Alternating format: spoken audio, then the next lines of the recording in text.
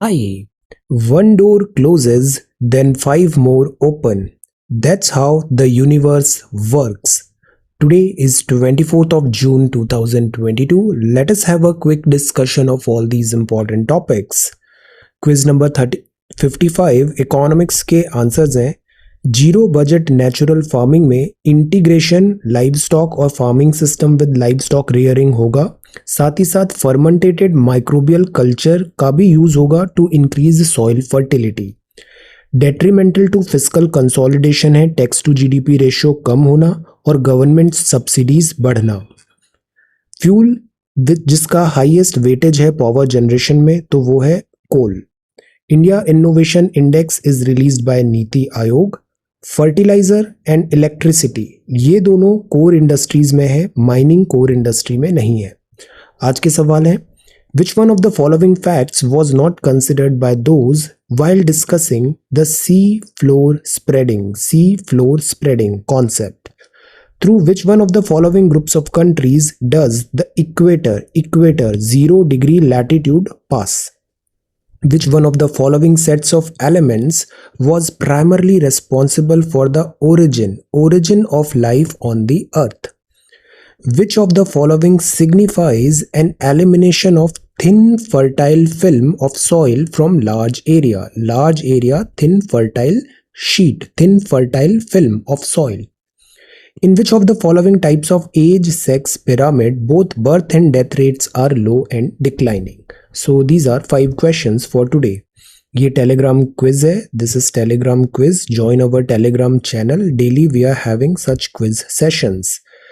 Then this is vocabulary. This is middling. Middling का मतलब होता है मध्य, average, standard, normal. Pelf का मतलब होता है धन, money, especially when gained in a dishonest or dishonorable way. Argo का मतलब होता है for this, मतलब फलस्वरूप, therefore, consequently, like that. Spurn का मतलब होता है अस्वीकार करना, रिजेक्ट विद डिस्डेन और कॉन्टेम्प्ट। एस्पेरिटी का मतलब है वो तीक्ष्ण है, हार्श है, शार्प है, रफ है, हार्शनेस ऑफ टोन और manner. So these are vocabulary words for today. If you come across any other important word, write down that word along with its meaning in the comment section down below. ये C set है, this is first paragraph. Try to read this paragraph and answer these 2 questions. Then this is quiz, this is general mental ability. ये boxes को देख के आपको answer करना है face opposite the white क्या है। ओके, सो ये सी सेट के क्वेश्चंस हैं। कल हमने मेंस स्पेशल क्लास में इन दोनों प्रश्नों पे ब्रेनस्टॉर्मिंग किया था, काफ़ी अच्छे से इसको डिस्कस किया था। यूपीएससी की रिक्वायरमेंट के हिसाब से सिलेबस के विद इन रहकर किन डूज एंड डोंट्स के साथ हम ये क्वेश्चंस का अटेम्प्ट कर सकते हैं। So try to answer these 2 question. Individual parliamentarian and ICT ये दोनों के दोनों प्रीवियस ईयर क्वेश्चन पेपर हैं। जीएस प्रीवियस ईयर क्वेश्चन है जीएस 2 के। Okay, so answer these 2 question. Answers आप इस वेबसाइट में जाके अपलोड कर सकते हैं। So this is the Hindu Friday June 24th 2022। Now see website पे अगर आप जाएंगे, so we are following +2 cycle. +2 cycle मतलब आज जो क्वेश्चन पूछा है नेक्स्ट टू नेक्स्ट डे हम उसका डिस्कशन कर रहे हैं। तो जैसे ये 22 ऑफ जून है, first of all before starting answer writing सबसे पहला जो काम होता है वो होता है सिलेबस को जानना। अगर आपको सिलेबस नहीं पता है और आप आंसर राइटिंग कर रहे हो तो it is a futile exercise. So first of all you should be aware, you should be knowing the syllabus of your examination. So हमने जीएस पेपर 1, 2, 3, 4 ऐसे देखा। साथ ही साथ ऑप्शनल सब्जेक्ट भी बहुत इंपॉर्टेंट होता है, तो हमने ऑप्शनल सब्जेक्ट का भी ऐसे आंसर राइटिंग के थ्रू हमने सारा सिलेबस एक बार देख लिया। I see many students they say कि I'm doing this optional, that optional, but उनको उसका सिलेबस भी नहीं पता है, उसके कीवर्ड्स भी नहीं पता है। तो हमें वैसा नहीं बनना है। You should be knowing each and every keyword, each and every word of your syllabus. Okay, so see इस तरीके से आपको लिखना था। ये बहुत बेसिक एक्सरसाइज है, बहुत नॉर्मल एक्सरसाइज है, बट बहुत इंपॉर्टेंट एक्सरसाइज है। सी कितने अच्छे से आपने ये सारे कीवर्ड्स देखे। आप इस सिलेबस को लिखते ही 90% पीपल से आगे बढ़ गए हैं। ट्रस्ट मी, मैंने इतने सारे स्टूडेंट्स देखे हैं, सिलेबस नहीं पता होता है किसी को भी। सो this is really really good, very good. I am so happy आपने GS 1, 2, 3, 4 और ऑप्शनल इन सारे सिलेबस को अच्छे से कवर कर लिया। Okay, so very good Snehal Thakur, this is really good, very nice. See, तो इस तरीके से आप लिखो, आप लिखोगे तो ही आंसर आपका बेटर होगा। प्रिंसी देखो कितनी साफ सुथरा, कितना नीट एंड क्लीन वर्क है, ऐसा लिखना सीखो, इतनी सफाई से लिखना सीखो। This is good, very good Princy, this is really good. तो सी, राइटिंग भी कितना सिस्टमेटिक है, पढ़ने में अच्छा लग रहा है, प्रेजेंटेशन अच्छा है। मेंस एग्जामिनेशन केवल और केवल राइटिंग के बेसिस पे निकलता है, प्रीलिम्स निकालना कोई बड़ी बात नहीं है। Fight for mains. Okay Sagar, this is really good, very good. All right, so this is really nice. आप सब ने लिखा। सी, आप हिंदी में भी लिख सकते हो, हिंदी इंग्लिश दोनों भाषा में आप लिख सकते हो। Okay, so do this, write your answers और पार्टिसिपेट करो, सबमिट करो, को दिस प्रोएक्टिव बनो। पार्टिसिपेशन से इंटरेस्ट आएगा और पढ़ाई ऑन ट्रैक होगी, मोनोटोनस नहीं लगेगा। See the handwriting, very nice, so this is good. See the handwriting, कितना सिस्टमेटिकली सेग्रीगेट किया, zoology this and that, very good, very good work Razia, this is good. Saurabh, very nice. तो बस हमें ये करना था। सी, कितने पॉइंट वाइज सारा सिलेबस कवर कर लिया, excellent work. All right, so this is good. आपने सब ने बहुत अच्छे से पार्टिसिपेट किया। आई एम वेरी हैप्पी कि at least now you know the syllabus of GS 1, 2, 3, 4 and optional. तो मेंस में अब आपको 50% स्टूडेंट से एटलीस्ट आप आगे निकल गए हो। This is really really good. All right, so this is BRICS support. One more thing, let us see your comments too. Comments में भी आप जिस तरीके से पार्टिसिपेट कर रहे हैं, I'm so happy. इससे सप्लीमेंट्री आपका इंफॉर्मेशन गेन हो रहा है, which is going to help you a lot. Interest develop हो रहा है, very nice. Saurabh, Sameer, Nivedita, Saurabh Kesar, very nice. Saurabh, very good. Kirti, this is really really good. See, हमने कितना सप्लीमेंट्री चीजें यहाँ पे पूरा देखा। It will help you in totality, this will help you.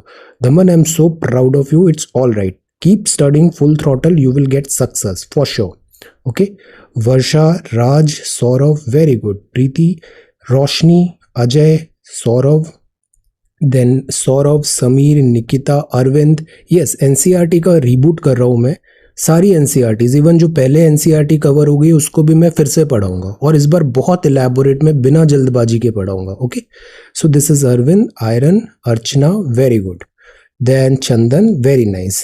ये सारे मोटो है, SSB स्टूडेंट्स, ये पता होना चाहिए। Okay, Gautam, very nice. Okay, now let us come to the Hindu newspaper. आज जो हमारा 9 PM क्लास होगा, आज भी कंबाइंड क्लास होगा, prelims and mains, answer writing. आज हम सेंसरशिप के बारे में जानेंगे और बहुत अच्छा ब्रेनस्टॉर्मिंग करेंगे। ये सेशन बहुत हेल्प होता है। UPSC की प्रिपरेशन स्टैंड अलोन नहीं होती है, ग्रुप में जब इंटरैक्ट करते हैं पीयर लर्निंग होता है। बहुत सारे स्टूडेंट्स हैं, हंड्रेड्स ऑफ स्टूडेंट्स हैं इस बैच में, and they when all together they chip in, तो इससे बहुत बेनिफिट होता है। Okay, so 9 PM see you there. Okay, rule of law, ये सारी चीजें with model answer and quiz we will try to discuss. All right, so this is the Hindu, June 24। First जो है वो न्यूज है ब्रिक्स का। BRICS support dialogue between Russia and Ukraine. Prime minister ने कहा प्रैक्टिकल कोऑपरेशन जरूरी है group में। प्राइम मिनिस्टर साहब के जो स्पीचेस होते हैं, जो गवर्नमेंट ऑफ इंडिया स्टेप ले रही है, जो गवर्नमेंट ऑफ इंडिया डायरेक्शन ले रही है हमारे एग्जाम के सिलेबस में, बिकॉज हम ये जो करंट अफेयर्स पढ़ रहे हैं, we are not a news media, we are doing this only for the purpose of learning and education, so exam preparation. So उसमें ये जो चॉइस ऑफ वर्ड्स है, सेंटेंसेस हैं, ये एक बहुत अच्छा डायरेक्शन देता है हमें सरकार का। ओके, जैसे वेस्टर्न कंट्रीज अभी इकोनॉमिक क्राइसिस लगाती है, सैंक्शंस लगाती है रशिया पे, तो उसके जो रिपरकशन है ऑल ओवर द वर्ल्ड देखने को मिल रहे हैं। तो the point is, 2 European countries are fighting and world is paying the price, so this is there. Then ये जो कोल्ड वॉर मेंटेलिटी है, मिस्टर शी जिनपिंग ने कहा, चाइनीज प्रेसिडेंट, ये यूनिलैटरल सैंक्शंस जो US एंड यूरोपियन यूनियन लगाते हैं, इससे वर्ल्ड में डिस्टर्बेंसेस क्रिएट होते हैं, और ये जो सैंक्शंस हैं ये इतने एक्टिव भी नहीं होते, ये इतना डिलीवर भी नहीं कर पाते। मीटिंग पॉइंट है ब्रिक्स कंट्रीज जो हैं, अब Brazil, Russia, India, China and south Africa, ये जो कंट्रीज हैं ये नेक्स्ट बिग थिंग माना गया। इनकी जो इकोनॉमी है डेवलप्ड हो रही है और इनके पास ह्यूमन रिसोर्स भी है, तो ये लाइक माइंडेड कंट्रीज का एक ग्रुप बनाने का कोशिश किया गया था। ये जो टर्म है ब्रिक, ये वर्ड किसने कॉइन किया था? Answer BRIC. So very similar view है of the governance of the global economy. Practical cooperation जरूरी है। अब देखो, न्यू डेवलपमेंट बैंक, ये एक बैंक है एनडीबी, ब्रिक्स कंट्रीज स्पेशली जो उनका फाइनेंशियल रिक्वायरमेंट है उसको केटर करने के लिए, और एक दूसरा बैंक है AIIB। इन दोनों के हेडक्वार्टर्स कहाँ पर है? टेल, एनडीबी के और AIIB के। सैटेलाइट अग्रीमेंट है, information sharing, covid share and development centre है साउथ अफ्रीका में, देन म्यूचुअल रिकॉग्निशन है pharma products including covid vaccination and medicine. इन सब चीज़ों पे एक मीटिंग पॉइंट बनाने की बात की। तो ये चल रहा है अभी ब्रिक्स का, इसको हम फिर से रिविजिट करेंगे और इस पे आंसर राइटिंग भी करेंगे। BRICS supports dialogue between Russia and Ukraine. Then this is next page, ये है गुजरात की टेक्सटाइल इंडस्ट्री। टेक्सटाइल क्या होता है? कपड़ा, कपड़ा उद्योग, गुजरात का टेक्सटाइल इंडस्ट्री। अब गुजरात का लोकेशन देखो, यहाँ पर क्या होता है, यहाँ पर जो लैंड है, ये जो सॉइल है ये ब्लैक सॉइल है, और ब्लैक सॉइल में कॉटन कल्टीवेशन अच्छा होता है, और कॉटन से ही धागा मिलता है, थ्रेड, और उससे ये टेक्सटाइल इंडस्ट्री बनती है। ब्रिटिशर्स के टाइम से हमने देखा गुजरात में टेक्सटाइल इंडस्ट्री, सूरत, ये पूरा बेल्ट है यहाँ पे, और यहाँ टेक्सटाइल इंडस्ट्री बहुत फ्लरिश करती है। दो फाइबर होते हैं, एक तो हो गया दिस कॉटन, और एक और होता है जूट। जूट तो इंडिया के जो दो कोने हैं, इधर वेस्ट इधर ईस्ट, तो वेस्ट में मिलता है कॉटन, ईस्ट में मिलता है जूट। ईस्ट मतलब वेस्ट बंगाल तरफ जूट, ये कॉटन ये जूट, ओके। और जूट में भी हम देख रहे हैं फाइबर, जूट फाइबर इंडस्ट्री भी स्ट्रगल कर रही है। This is Gujarat textile industry. अब यहाँ जो प्रॉब्लम है ना, प्राइमरली 3 प्रॉब्लम आइडेंटिफाई किया है टेक्सटाइल इंडस्ट्रीज की। पहला तो जो जीएसटी के जो नियम आए, जीएसटी, अब जीएसटी एक डेस्टिनेशन बेस्ड टैक्स है, डेस्टिनेशन बेस्ड टैक्स है ना, और बहुत सारे जो टैक्सेस है स्टेट गवर्नमेंट के सब्ज्यूम कर लिया गया है इसमें। टोटलिटी में जो प्रोड्यूसर स्टेट्स हैं उनको ऐसा फील हुआ कि दे वर एट लॉस। जो टेक्सटाइल इंडस्ट्री है, जीएसटी जब से आया है इसको फॉलो करने में, इसके इम्प्लीमेंटेशन में टोटलिटी दे फेल्ट कि दे आर एट लॉस। तो ये पॉइंट नंबर 1 हुआ। सेकेंड जो पॉइंट यहाँ पे आया, जो गुजरात टेक्सटाइल को फेस करना पड़ रहा है, वो है कि millions of people in Gujarat are associated with textile industry. Cotton cultivation में यार्न, धागा, colour, dyeing, printing, embroidery work, stitching, sale of the finished product. तो ये जो पीपल हैं, कोविड-19 लॉकडाउन के कारण ये इम्पैक्ट हुआ है, इम्पैक्ट ऑफ पैंडेमिक विजिबल रहा। सेकेंड, जो पिंक बॉल वर्म होता है, पिंक जैसे जो कॉटन होता है ना, इसका ऐसा कॉटन का एक दिस फ्लावर होता है कॉटन, ये बॉल टाइप ऐसा रहता है, तो दैट इज वाई इसको फ्रॉस्ट फ्री डेज भी चाहिए, वरना पानी से खराब हो जाता है। पिंक बॉल वर्म भी होता है, तो दैट इज वाई एक टर्म भी हमने पढ़ा था BT cotton. What is BT cotton? Tell. तो यहाँ पिंक बॉल वर्म है, ये अभी भी इशू क्रिएट कर रहा है। तो कुछ गवर्नमेंट टैक्सेशन पॉलिसीज, कुछ पैंडेमिक, और कुछ बिकॉज ऑफ दिस डिजास्टर, से disaster like this pink ball worm. तो इसके कारण ये टेक्सटाइल इंडस्ट्री अभी यहाँ पे सफर कर रही है, okay. Then this is the man who loved rockets, this is Nambi Narayan, ISRO scientist, connecting the dots. Then this is divinity in dance. See, ये मणिपुरी का डांस है। Manipur joyous form of worship, community together आती है, डिवोशन डांस के through वो celebrate करते हैं। तो यहाँ पे जैसे रास लीला ऑफ मणिपुर है, ये काफ़ी पॉपुलर है, तो दूरदर्शन में ये रिले होगा। दूरदर्शन और ऐसे सरकारी चैनल होते हैं, संसद टीवी एट्सेट्रा, ये इन चीज़ों को बहुत अच्छे से कवर करते हैं, हमारा जो रीजनल आर्ट कल्चर है ना। तो दिस इज मणिपुरी डांस। एक सत्रिया डांस भी होता है, सत्रिया डांस, और एक शंकर देव भी है। क्या है बताइए? Sattriya dance and this, okay. Then this is walk through history, ये दिल्ली सल्तनत है, महरौली है, हिस्टोरिकल रूम्स हैं, टूम्स हैं, मॉन्यूमेंट्स हैं दिल्ली के पास्ट के।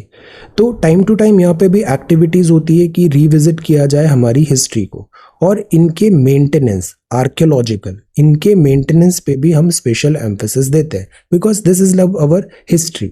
तो जैसे ये कुतुब मीनार है, कुतुब मीनार किस दिल्ली सुल्तान ने बनाई थी? और क्या केवल एक ही दिल्ली सुल्तान ने पूरी कुतुब मीनार बना दी? No.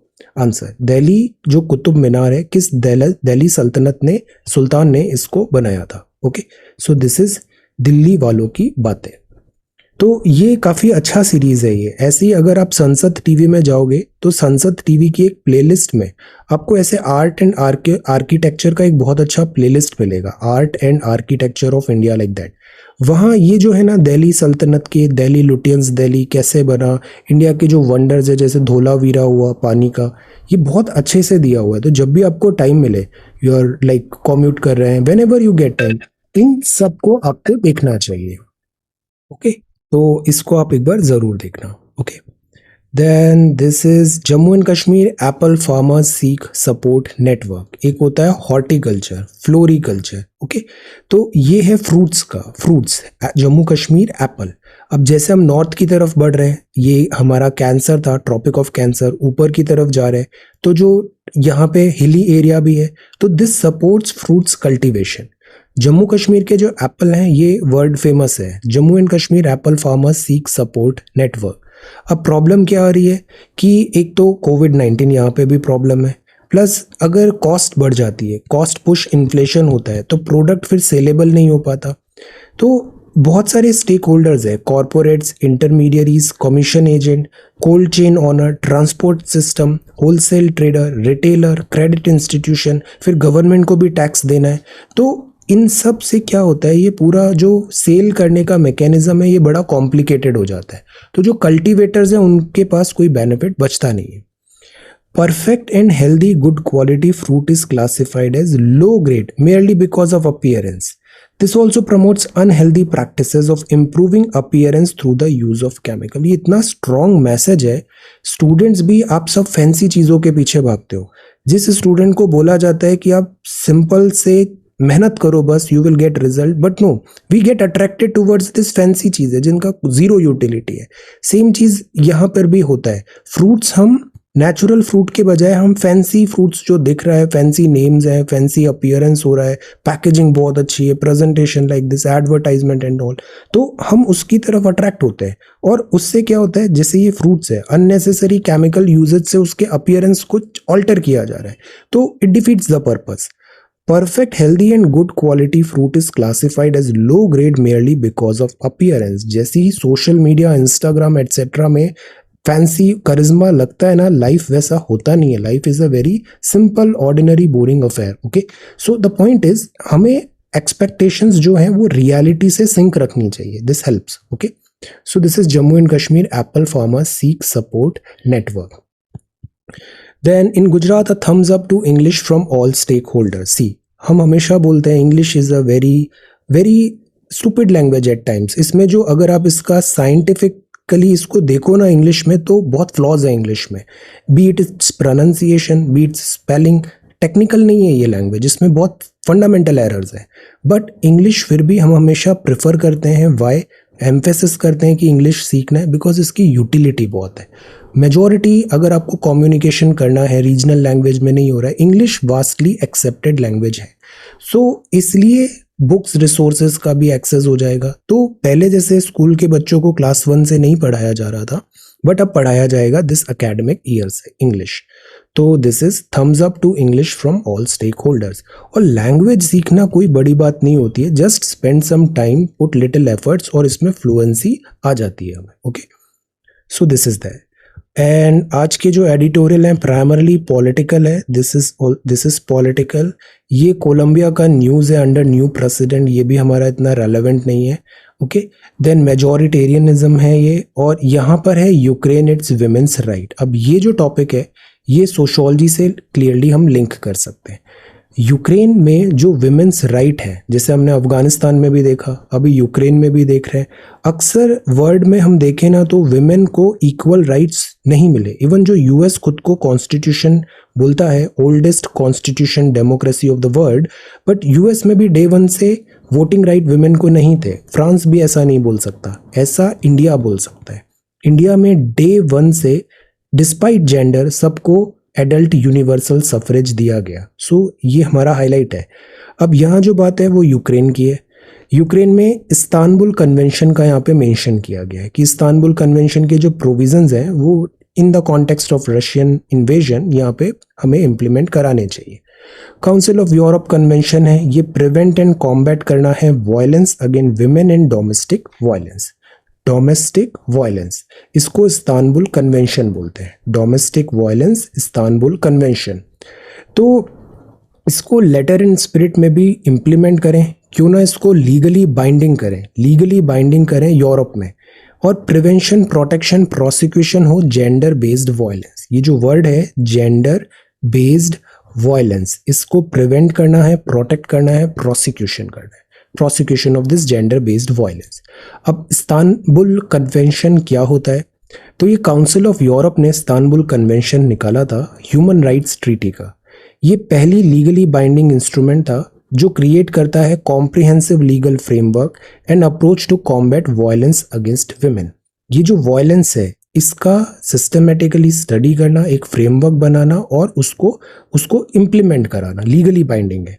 Is focused on preventing, stop करो डोमेस्टिक वायलेंस, प्रोटेक्ट करो विक्टिम को, और जो प्रोसिक्यूट है, कोई ऑफेंडर है तो उसको प्रोसिक्यूट करो। तो this is about protect the victim, prosecute the offender and prevent domestic violence. इसका एम क्या है? Prevent and prosecute all forms of violence against women, gender equality को बढ़ाओ, प्रोटेक्शन रिहैबिलिटेशन भी करो विमेन का who are victims of violence. तो ये ट्रीटी 2011 में आई थी, प्राइमरली यूरोपियन यूनियन का इनिशिएटिव है ये। अभी India is not a party of this convention. तो ये क्या है? Istanbul convention. अब ऐसे कीवर्ड्स हैं Istanbul convention, use these keywords in your answer writing, you can very well use it. The problems plaguing thermal power generators.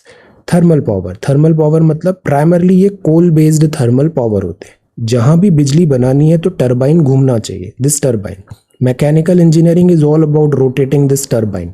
तो ये turbine अगर घूमेगा, इसके लिए या तो आप स्टीम का यूज़ कर लो, स्टीम बनाने के लिए आपको कोल की आवश्यकता हो सकती है, या फिर ऊपर हाइट से आप पानी को ड्रॉप कराओ तो because of this kinetic energy ये रोटेट होने लग जाएगा। We need to rotate this turbine. Okay, ये जो स्टीम है आप न्यूक्लियर से भी ला सकते हो। Idea is make steam, make a kinetic energy force and rotate this turbine. Thermal power में ये जो स्टीम बनती है कोल से, इंडिया का 65% से ज़्यादा जो पावर है वो थर्मल से आता है। प्रॉब्लम क्या होती है? कोल का सप्लाई डिमांड गैप है। पिछले कुछ टाइम पे माइनिंग्स में भी हमने देखा कोल माइंस बंद हो गई थी एक्स्ट्रा हैवी रेनफॉल के कारण, कोल प्रोडक्शन मैच नहीं हो पाया, इंटरनेशनल कोल प्राइस बहुत स्काई रॉकेट हो गई तो हम इंपोर्ट नहीं करा पा रहे। तो the idea is logistics challenges, lockdown, कोविड-19, idea is shortage of coal है। तो कोल सप्लाई डिमांड गैप है, इंटरनेशनल प्राइस बढ़ रहा है, थर्मल पावर जनरेशन के पास पैसे नहीं है तो बिजली कहाँ से आएगी? To bridge the gap, shortage in domestic supply and increasing demand, power generating companies जो जेनकोज जनरेटिंग कंपनीज हैं उनको बोल रही है आप इंपोर्टेड कोल बुला लो, बिकॉज कोल डोमेस्टिकली प्रोक्योर नहीं हो पा रहा है। अब imported coal is very costly, तो यहाँ पे प्रॉफिटेबिलिटी नहीं होगी, सस्टेनेबिलिटी नहीं हो पाएगी, इंपोर्ट्स डिप होगा बिकॉज कोल का प्राइस इंटरनेशनल मार्केट में बढ़ गया है, और इससे जो रेवेन्यू जनरेशन कम होगा, जो प्रॉफिट्स हैं वो कम होंगे, और ये जो जेनकॉम्स हैं ये लॉस में जा सकती है। तो ये अभी डार्क क्लाउड्स नज़र आ रहे हैं कोल जनरेटर्स में। Pakistan economic modelling and the IMF challenge, regular talks है यहाँ पे। पाकिस्तान के साथ सबसे बड़ी फंडामेंटल प्रॉब्लम ये है कि फॉरेन असिस्टेंस, और जो दूसरी प्रॉब्लम है वो है कि पाकिस्तान स्टेट स्पॉन्सर्ड टेररिज्म के रास्ते पे आगे बढ़ा।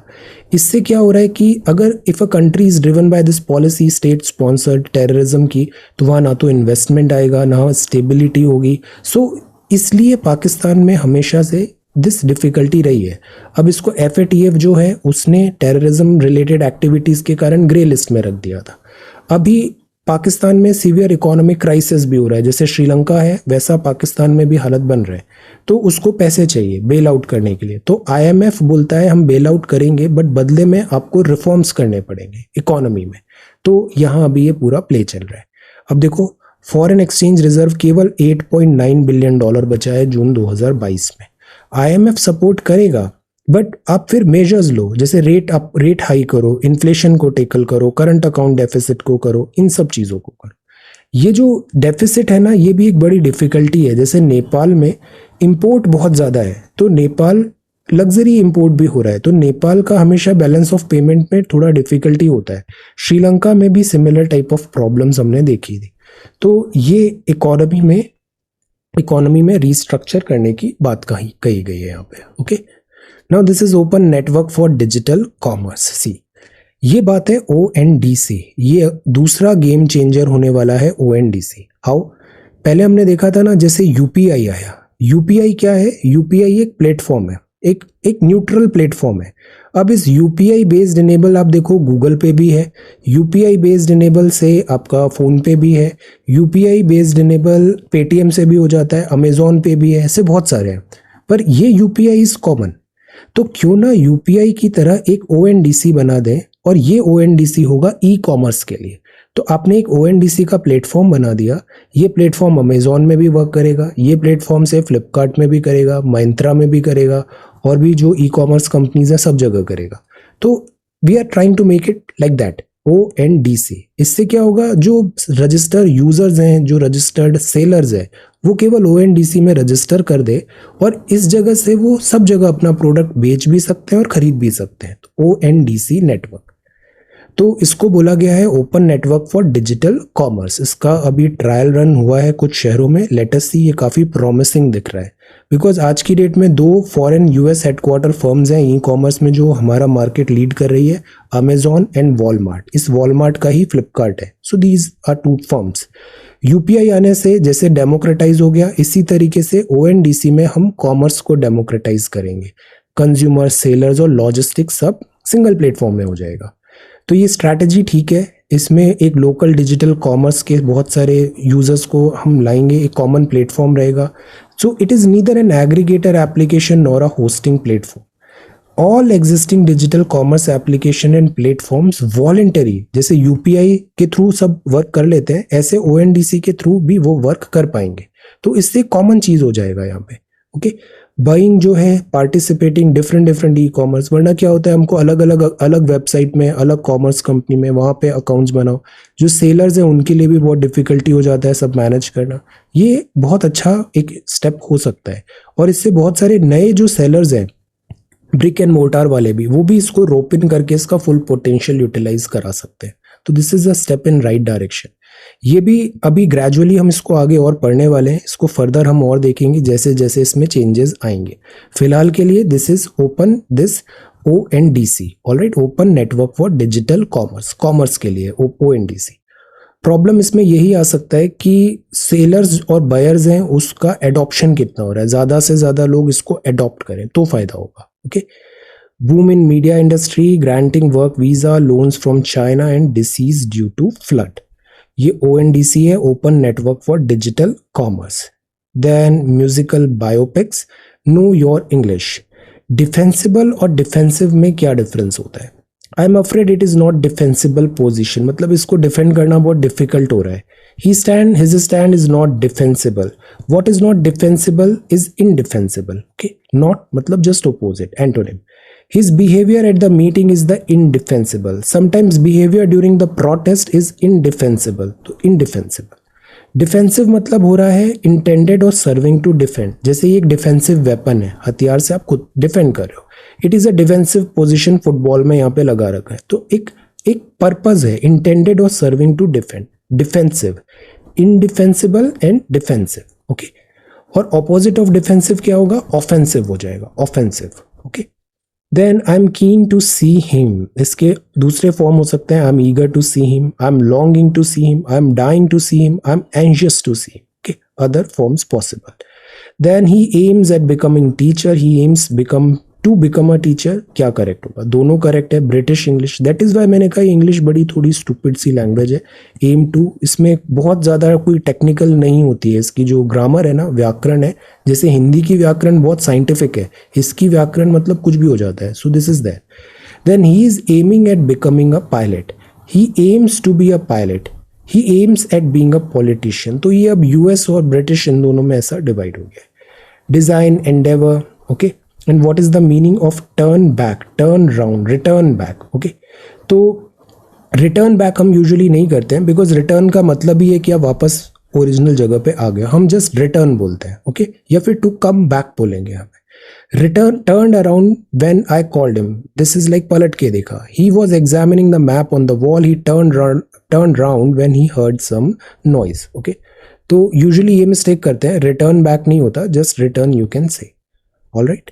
Then put border issue in appropriate place, Wang Yi ने कहा. This is China. India reopens embassy in Kabul and dollar alternatives will be accepted. ये बात अगेन ब्रिक्स में का है, बिकॉज डॉलर का डोमिनेशन है. डॉलर अभी भी बहुत स्ट्रॉन्ग करेंसी है. ब्रिक्स में जैसे रशिया इंडिया में अगर ऑयल का कुछ एक्सचेंज करना है तो ऑल्टरनेटिव्स ऑफ डॉलर. देन आप हैं, this is Narendra Modi ji with NDA's presidential candidate Droupadi Murmu ji in New Delhi. तो हेल दिस नॉमिनेशन.